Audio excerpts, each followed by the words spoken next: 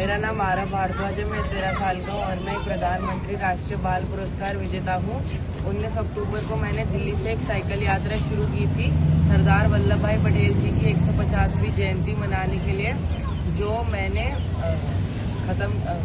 मैं समाप्त करूँगा स्टैच्यू ऑफ यूनिटी केवड़िया में 31 अक्टूबर को।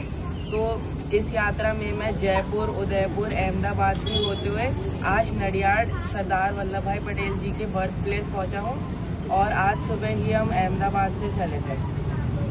સરદાર વલ્લભભાઈ પટેલના જન્મ સ્થળે આરવ ભારદ્વાજ, જેઓને પ્રધાનમંત્રી બાળ એવોર્ડ મળેલો છે, જેઓએ અગાઉ કારગિલ યુદ્ધની પુણ્યતિથિએ 2100 કિલોમીટરની સાયકલનું ભ્રમણ પૂરું કરી અને દિલ્હીથી તેઓ નીકળ્યા છે અને સરદાર સાહેબની 150મી જન્મ જયંતિ નિમિત્તે 31 તારીખે તેઓ કેવડિયા પહોંચશે સ્ટેચ્યુ ઓફ યુનિટી ખાતે। પ્રધાનમંત્રીએ તેઓને ત્યાંથી સ્વાગત કરીને મોકલ્યા હતા અને 31મીએ પણ પ્રધાનમંત્રી તેઓનું સ્વાગત કરશે।